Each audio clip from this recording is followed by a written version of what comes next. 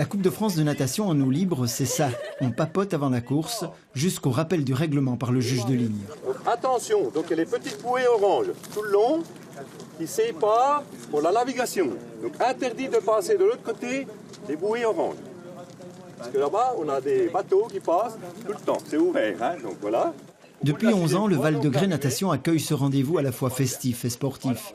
Un succès désormais puisque les meilleurs nageurs de l'Hexagone s'y retrouvent pour nager ensemble, chacun dans sa catégorie. On a commencé par une compétition régionale et puis au bout de 2 ans, je crois, on a dû passer en étape de Coupe de France avec des distances 1500 mètres jusqu'aux 5000. Et il y a 2 ans, on a décidé de rajouter le 7005. Une distance pour le show avec le champion du monde en titre sur 25 km, tout juste auréolé de sa victoire internationale décrochée en Hongrie le 21 juillet dernier.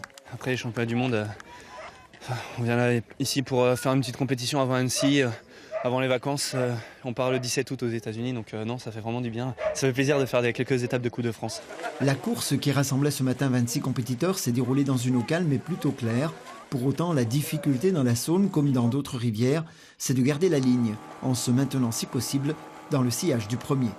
On est obligé de relever souvent la tête pour regarder où on va, la direction. Et justement essayer de rester dans les courants en rivière, de bien se mettre dans le sens du courant pour la descente et remonter plutôt sur les côtés où il y a moins de courant. Au final, les 7,5 km se sont joués dans un mouchoir de poche. Victoire en 1h30 et 8 secondes pour Axel Raymond. Comme la veille, sur 5000 mètres, il s'impose devant son camarade de club et le jeune leader du club de Millau. Je n'ai pas réussi à me mettre dans les pieds, je les perds. Du coup après j'essaie de faire la course tout seul, j'ai essayé de rattraper mais c'était trop rapide devant. C'était quand même une belle course, on a essayé de faire le train ensemble, on est parti assez tôt et on a réussi à tenir. Moi je suis quand même content de ma course. Chez les dames, l'Alsacienne Adeline Fürst, qui a toujours nagé dans le groupe de tête, boucle les 6 tours en 1h33 et 28 secondes.